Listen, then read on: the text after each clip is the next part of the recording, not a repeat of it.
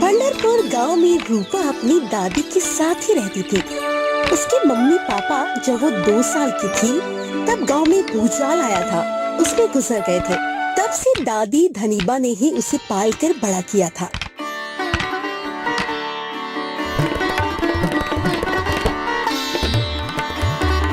दादी, आज तो मैं भी आपके साथ पापड़ बेचने आऊंगी। अच्छा मेरी प्यारी बच्ची, पहले जो पापड़ सूखे हैं उनको इकट्ठा तो कर ले एक थैले में, फिर दोनों खाना खाकर निकल जाएंगे। जी दादी, अभी करती हूँ।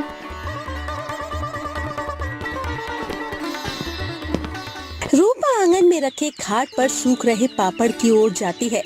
वो एक एक कर पापड़ देखती है जो सूखे लगते हैं और उन्हें थैले में भर लेती है, लेकिन सोच में पड़ जाती है।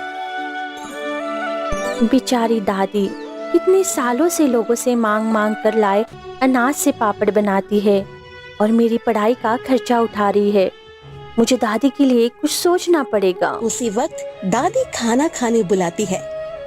रूपा, ए रूपा, चल जल्दी, रोटी ठंडी हो जाए उससे पहले खाना खा लेते हैं। आई दादी, अभी आई। रूपा पापड़ का थैला एक खाट पर रखती है और कुछ पापड़ ऐसे ही रख देती है क्योंकि वो सूखे नहीं हैं। बचपन से ही दादी ने अकेले ही रूपा को बड़ा किया था, इसीलिए रूपा अपनी दादी की हर बात मानती थी। बेटा, आज तू साथ तो चल रही है, लेकिन तुझे पता है ना पापड़ कितने पैसों में बेचते हैं? नहीं दादी, लेकिन जैसा आप कहेगी मैं करूँगी ना। दादी हंसने लगती है। हम 2 रुपए में एक पापड़ बेचते हैं बेटा। अच्छा ऐसा है, मैंने अभी गिना है 39 पापड़ हुए हैं। तो बताओ कितने रुपए हुए? 78 हुए दादी। वाह मेरी बच्ची, जितनी सुंदर और सुशील है उतनी ही होशियार भी। दादी को अपनी पोती रूपा पर बड़ा नाज था। न काम करने का कोई आलस, पढ़ने लिखने में भी अच्छी, संस्कारों से भरी हुई, बहुत ही सुंदर और सुशील लड़की थी। उसी शाम रूपा और दादी रास्ते से जा रहे थे। पापड़ का थैला रूपा ने उठा रखा था और अपनी दादी का हाथ पकड़े रखा था और दोनों बातें करते करते जा रहे थे। बेटा बताओ, कल से तुम्हारी गर्मियों की छुट्टियां शुरू हो रही है, तो तुम इन दिनों में क्या करना चाहती हो? दादी, मुझे आपके लिए दुख होता है। मैं आपको घर घर काम करके नहीं देख सकती। ऊपर से जो अनाज आपको खाने के लिए मिलता है, उससे बड़ी मेहनत से आप पापड़ बनाकर बेचती हैं। अरे बेटा, ये तो करना ही पड़ेगा ना, घर में हम दोनों कहाँ से खाना खाएंगे? दादी अब आप आराम करो, मैं काम करूंगी। आप बस पापड़ बनाना और उसमें मैं भी आपका हाथ बढ़ाऊंगी। इन्हीं बातों के बीच रूपा को एक गाय की बछड़ी दिखती है जो रोड के साइड में नदी के किनारे दलदल में फंसी हुई है। अरे दादी, वो देखिए, वो बेचारी बछड़ी अकेली लगती है। बेटा वो दलदल में फंस गया है, उसे निकालना पड़ेगा, नहीं तो मर जाएगा। पापड़ का थैला नीचे रख कर दोनों दौड़कर वहाँ जाती है और उसको बाहर निकालने लगती है। बड़ी मुश्किल से रूपा और दादी बछड़ी को उठाकर बाहर निकालती है। इसमें उन दोनों के कपड़े भी गंदे हो जाते हैं। अरे अरे, तुम ठीक तो हो? बछड़ी बड़ी मुश्किल से सांस लेकर खड़ी हो पा रही थी। बेटा ये ठीक है, बस थक गई है, हमें भी गंदे हो गए देखो, चलो घर चलते हैं। रूपा और दादी एक दूसरे पर हंसते हुए घर वापस लौटने लगते हैं। बेटा कल 2 गुना पापड़ बेचने पड़ेंगे।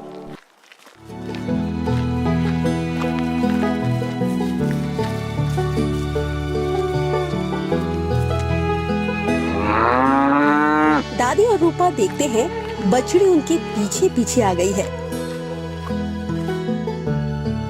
अरे दादी, ये तो घर तक हमारे पीछे पीछे आ गया। बछड़ी दोनों के सामने देखकर बोलने लगी।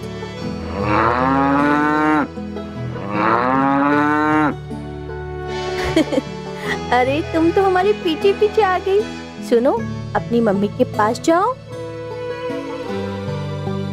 दादी जरा सोच में पड़ जाती है। अरे बेटा, लगता है ये बछड़ी अपने माँ से अलग हो गई है। उसकी माँ मर गई है। क्या ऐसा है दादी? अरे चलो जाओ तुम, हमें नहाना पड़ेगा और अब उस दलदल में मत जाना। रूपा एक बकेट से उसके ऊपर थोड़ा थोड़ा पानी डालकर उसे नहलाती है। बछड़ी को पानी में नहाकर मजा आ जाता है और वो उछल कूद करने लगती है।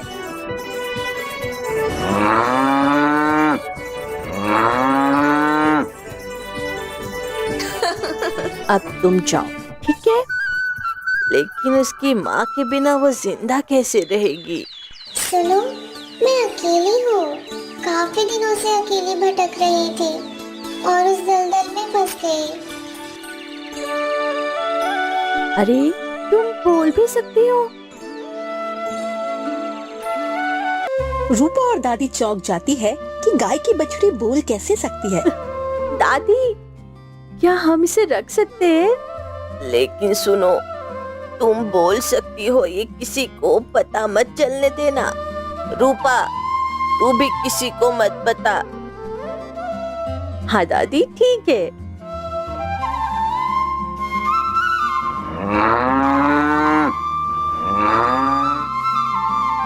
फिर दादी और रूपा फैसला करती है कि चलो बछड़ी को अपने साथ ही रखते हैं। कुछ दिन यूं ही बीत जाते हैं और रूपा बछड़ी को चराने जाने लगती है। रोज बछड़ी और रूपा गांव पार करके नदी की ओर जाते, खूब खेलते। वहाँ रूपा उसे नहलाती। बछड़ी को ताजी हरी घास खाने को मिलती। थोड़ी साथ ले आते और शाम तक घर आ जाते।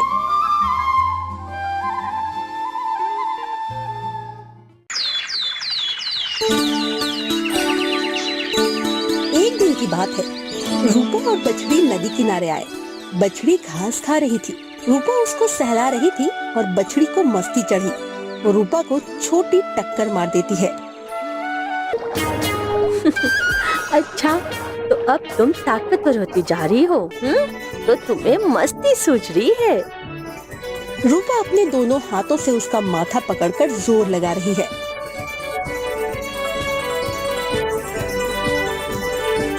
बछड़ी और रूपा मस्ती करते करते नदी में अपनी परछाई देखने लगते हैं।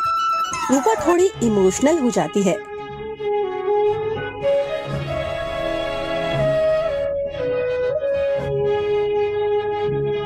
तुम्हें अपनी मम्मी पापा की याद आ रही है?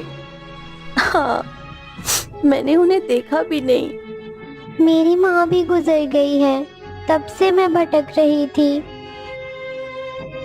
भगवान ने हमें मिला दिया। मैं और दादी तुमसे मिलकर कितने खुश हैं। मुझे भी आपके प्यार ने ही फिर से जिंदा किया।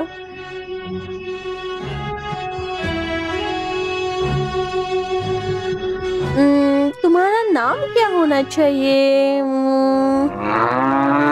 क्या? नहीं नहीं नहीं नहीं, सोचने दो। थोड़ी देर सोचकर रूपा कहती है, लाडो, तुम मेरी लाडो हो। मेरे और दादी के जीवन में खुशी तुम्हारी वजह से आई है, हमारी लाडो। उसी वक्त रूपा की दो सहेलियां सीमा और पूजा दौड़ती हुई वहां आती है। रूपा, ओ रूपा, रूपा, क्या हुआ? जल्दी चल रूपा, जल्दी चल।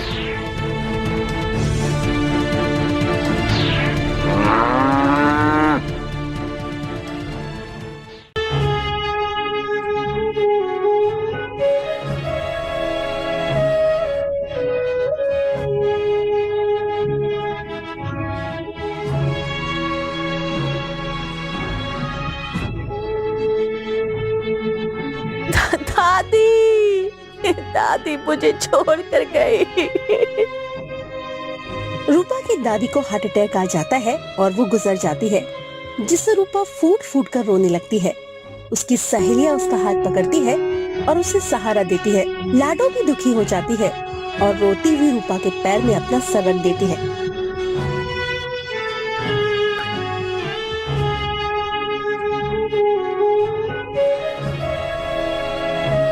दादी के बिना खाली सुने घर में रूपा और लाडो दोनों एक दूसरे के पास लेटे हुए दादी को मिस करते हैं। दादी, लाडो भी रोई जा रही थी और रूपा के पास चिपक कर बैठ जाती है। लाडो उसको सहलाती है और धीरे धीरे दोनों सो जाते हैं। उन्हें समझ में आ गया था अब इस दुनिया में वो दोनों ही एक दूसरे के सहारे हैं।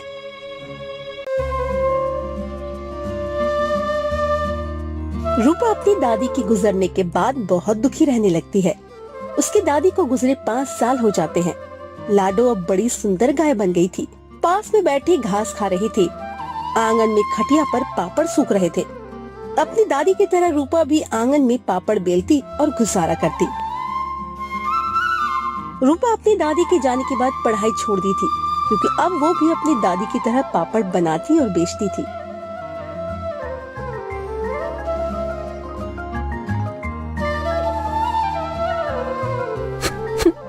दादी, आपके जाने के बाद कुछ अच्छा नहीं लगता।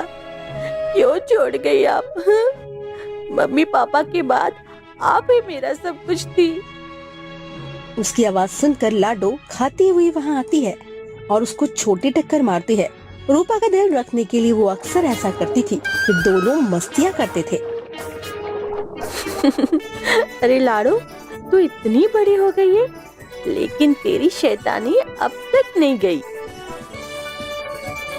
लाडो फिर से उसको धक्का देती है। इतनी खूबसूरत हो गई हो, दिन रात रोती रहेगी तो कैसे घर बसेगा? रुक, तू शैतान कहेगी? समझती नहीं, अब तेरा वजन बढ़ गया है मेरे हाथों की रोटी खाते खाते। दोनों हंसने लगती है। दादी के जाने के बाद रूपा एकदम से बदल गई थी।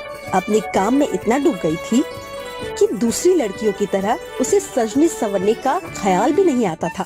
फिर भी उसका रूप मानो पिघलता सोना था। सब लड़कियां उससे जलती थी कि सारा दिन रूपा इतना काम करती है, मुश्किल से बाल ठीक करती है, फिर भी इतनी खूबसूरत कैसे है।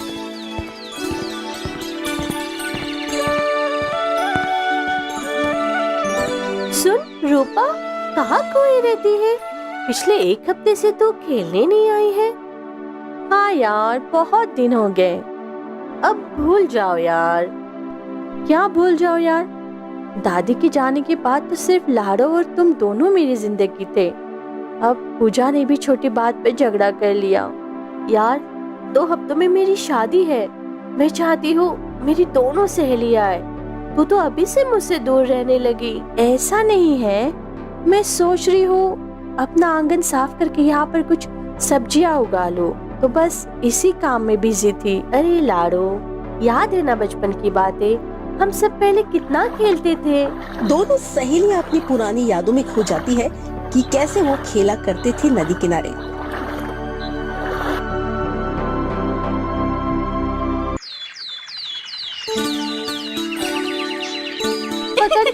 पकड़ मुझे। तू पूजा मोटी होते जा रही है। रुक रुक रुक, मैं पकड़ती हूँ। मोटी होगी तू, मुझे तो पकड़ नहीं सकती।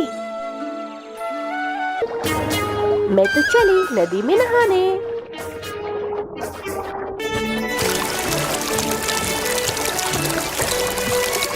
रुक रुक रुक। मैं भी आ रही हूँ। उसको सुनते ही पूजा और सीमा चौंक जाते हैं। रूपा उसको गुस्से में इशारा करती है कि क्या कर रही है। लाडो उनका ध्यान बटाने के लिए बछड़ी की तरह बोलने लगती है। वो लोग अपने पुराने दिन याद करके सोच में डूब जाते हैं।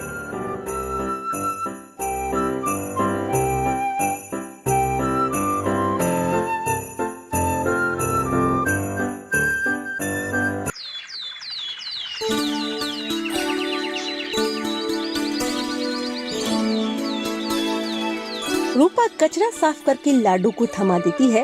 एक बक्से में भरकर लाडो उसे उठाकर एक जगह रख देती है। थोड़ी देर काम करते करते शाम हो जाती है।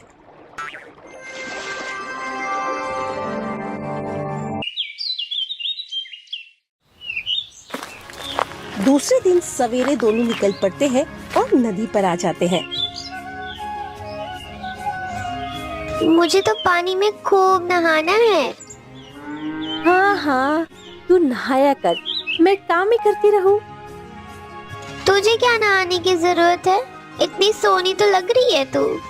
तू अपना मुंह बंद कर, समझी? लाडो हंसते हुए पानी में चली जाती है। अब मैं थोड़ी सब्जियां और दाने जंगल से ले लेती हूँ, फिर खाना यहीं बना लूंगी। आज बहुत काम है।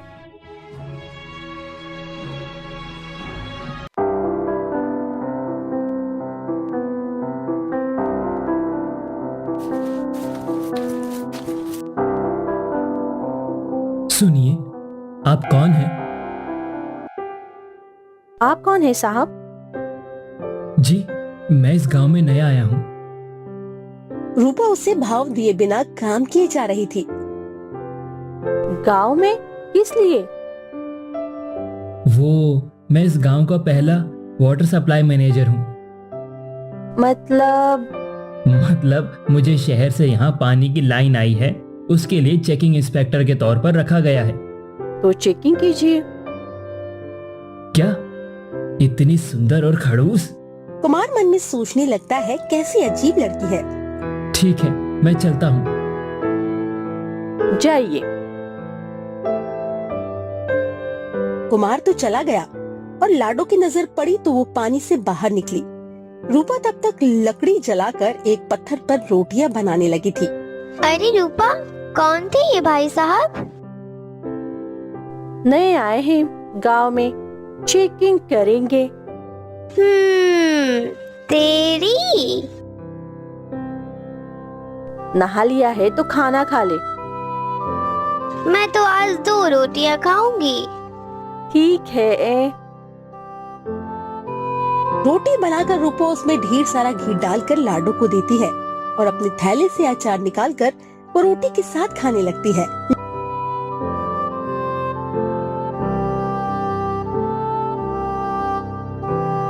ये लड़की सबसे अलग लगती है। देख, ये मैंने सब्जियां और उनके बीज जमा किए थे। तुरई, करेली, टमाटर, मिर्ची और भिंडी। अब इनको उगा देती हूँ। मैं करेली और भिंडी नहीं खाने वाली। तेरे नखरे ना बढ़ते जा रहे हैं। तेरे लिए मैं लाई हूँ ये जंगली घास और शकरकंदी के बीज। जंगली घास? तुम्हें मैं जंगली लगती हूँ? लाडो, छोड़ूंगी नहीं तुझे आज, तो तू रुक। नहीं पकड़ सकती मुझे तो। तभी वहाँ से कुमार गुजर रहा था। उसे देखकर लाडो घास खाने लगी। कुमार उन्हें देखकर रुक जाता है। आप? अरे, तुम तो वही हो ना, कल नदी के पास थी। कुमार घर के अंदर आता है। लाडो और रूपा सोच में पड़ जाते हैं कि ये क्यों आ रहा है। आपको कुछ काम है? अरे नहीं, माफ करना, मैं जा रहा हूँ। वो चला जाता है। रूपा और लाडो एक दूसरे को देखकर हंसने लगते हैं। अगले दिन सुबह रोज की तरह लाडो नदी में मस्ती कर रही थी और रूपा रोटियां बना रही थी। रूपा ने देखा थोड़ी दूर कुमार जमीन चेक कर रहा है और कुमार वहाँ से रूपा को देखता है। रूपा भी उसे देखती है। ये अक्सर कुछ अजीब है। दोनों की नजरें मिलती है और फिर दोनों अपना अपना काम करने लगते हैं। ये लड़की सच में अजीब है। अपने घर से दूर यहाँ रोटियां बनाने आती है। कुमार वहाँ पर आता है और बोलता है, तुम अकेली रहती हो? रूपा डर जाती है।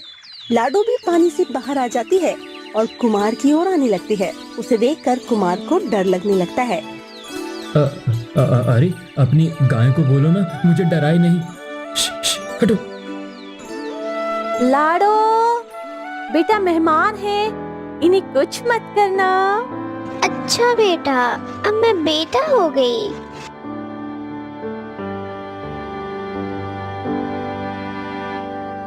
मेरा नाम कुमार है। जी अफसर साहब, आप खाना खाएंगे? नहीं नहीं। मन में तो कुमार के लड्डू फूट रहे थे क्योंकि गांव की रूपा के हाथों की स्वादिष्ट रोटी की खुशबू आ रही थी। मेरा नाम रूपा है। आप अकेली हैं? मेरी लाडो है ना घर में। मैं भी बचपन से अनाथ आश्रम में बड़ा हुआ हूँ। इतना सुनकर रूपा चौंक जाती है। क्या हो गया आपके मम्मी पापा के साथ? पता नहीं। और तुम्हारे मम्मी पापा के साथ क्या हुआ? उसी वक्त कुमार के फोन में फोन आता है। रिंग बजती है।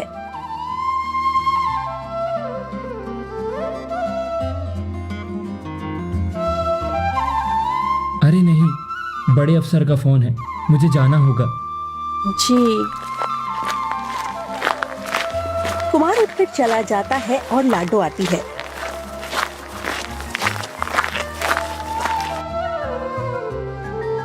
मैं तो बेटा हूँ, अपना साइज देख लो बेटा। अरे गुस्सा क्यों करिए, वो तो बस गांव के मेहमान हैं। मुझे तो लग रहा है गांव के स्पेशल गेस्ट बन जाएंगे। धर तेरी, चुप कर।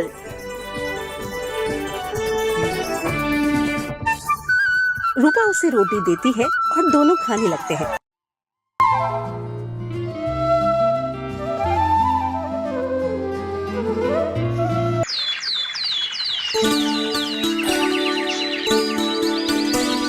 उस बात को काफी दिन बीत गए और रूपा के घर में सब्जियां लग चुकी थी। वो टमाटर और मिर्ची तोड़ रही थी।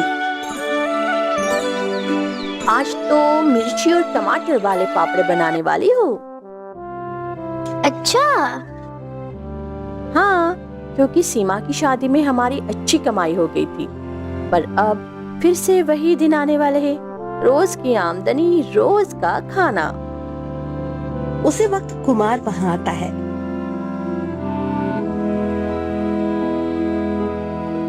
सुनिए,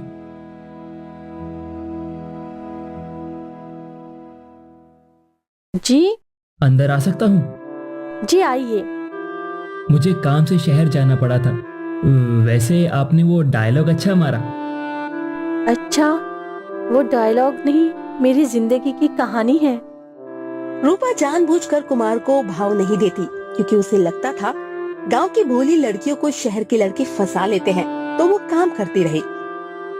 ये तो सच में जितनी खूबसूरत है उतनी ही खड़ूस है। तो आप अकेली क्यों हैं? फिर कभी बताऊंगी, अभी काम है। लेकिन सुनिए, एक काम था। जी बोलिए। क्या आप मेरे लिए टिफिन व्यवस्था कर सकती हैं? ये सुनकर लाडो को तो गुस्सा आने लगा। क्यों? 3 महीने मुझे यहाँ रहना है। गांव में किसी को नहीं जानता, खाना बनाना आता नहीं। लाडो ने फिर से तिरछी नजरों से देखा। लेकिन मेरे हाथ की रोटी शहर के अफसर को भाएगी। अरे आप चिंता ना करें, उस दिन आपके हाथ की रोटी देख ली ना, तब से उसके बाद से कुछ पसंद ही नहीं आया। लाडो की आवाज सुनकर कुमार डर गया। मैं आपको टिफिन के पैसे रोज दे दूंगा। कल सुबह नदी किनारे रोटी बनाऊंगी। लाडो ने कुमार की ओर देखा और कुमार डरकर भाग गया। क्यों उसे डरा रही है? हाँ? अब तो उसे रोज झेलना है। लेकिन क्यों? अरे यार, वो टिफिन के पैसे देगा, हमारी अच्छी अच्छी कमाई होगी। लाडो ने मुंह फुला लिया।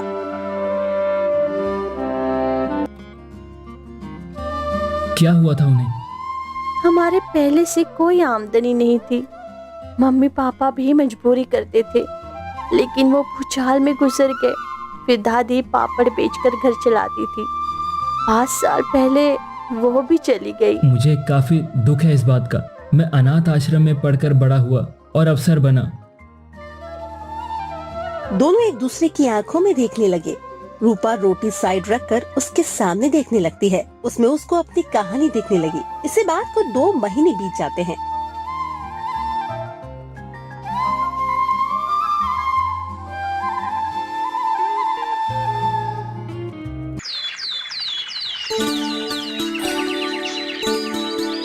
तेरा पेट थोड़ा बढ़ नहीं गया है? घास कुछ ज्यादा ही खाया करती है क्या? नहीं नहीं, ये बात नहीं है।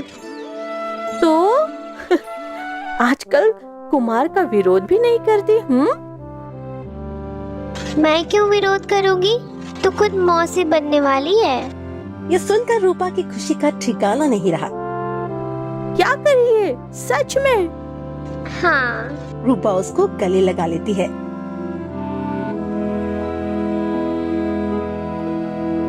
छुपे रुस्तम, पहले क्यों नहीं बताया? बस देख रही थी कब तू कुमार से फ्री हो तो मैं बात करूं। बस बस, मैं बस टिफिन व्यवस्था करती हूँ। बछड़ी समझा है क्या?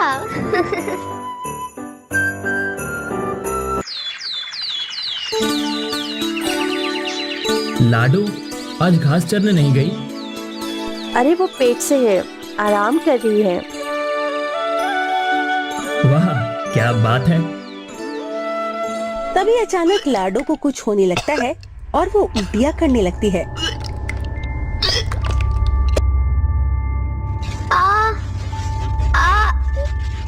रूपा, मुझे कुछ हो रहा है।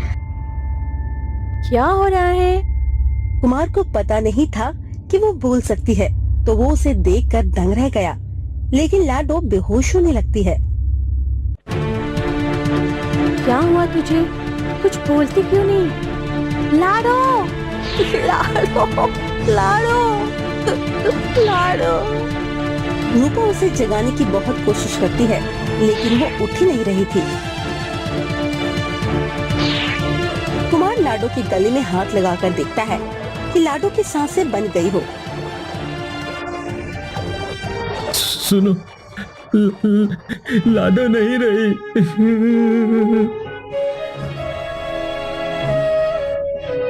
हे भगवान, बेचारी ने तेरा क्या बिगाड़ा था? अपने बच्चे को जन्म देने वाली थी वो।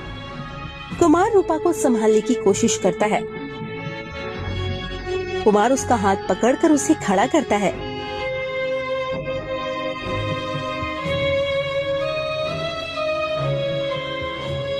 लाडो के जाने से रूपा एकदम टूट गई और बेचारी दिन भर रोती रही। उसकी आंखों से आंसू आ रहे थे।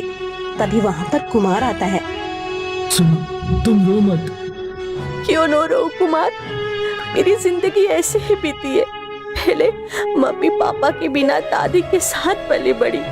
मुश्किल से 2 सहेलियां बनी, उसमें से एक से लड़ाई हो गई, दूसरी ब्याह की चली गई। दादी और मैं अकेले थे। तब लाडो हमें मिली, दादी भी छोड़कर चली गई, अब ये लाडो भी।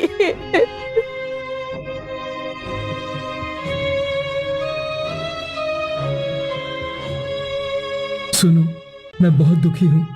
तुम्हारी हालत देखकर मैं समझता हूँ, इसीलिए मैं तुमसे एक बात कहना चाहता हूँ।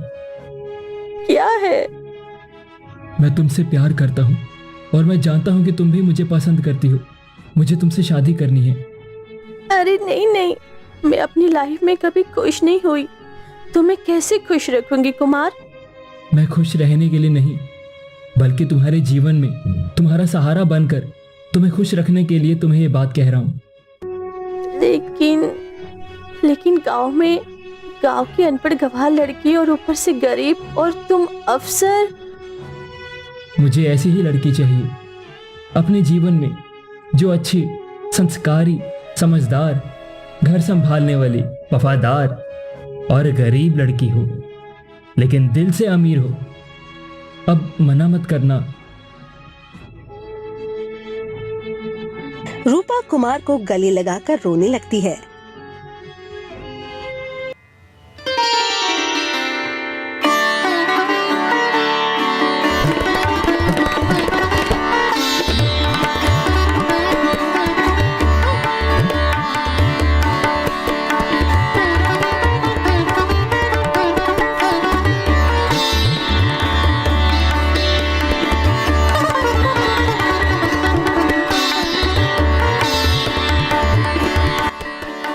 आखिरकार रूपा के जीवन में उससे समझने वाला आया और उसकी शादी उससे हो गई। बचपन से रूपा ने तकलीफें झेली थी, लेकिन अब उसके जीवन में उसके लिए राजकुमार आ गया था। रूपा अब भी अपनी बेस्ट फ्रेंड लाडो के लिए रोज रोती थी। रूपा, ए रूपा।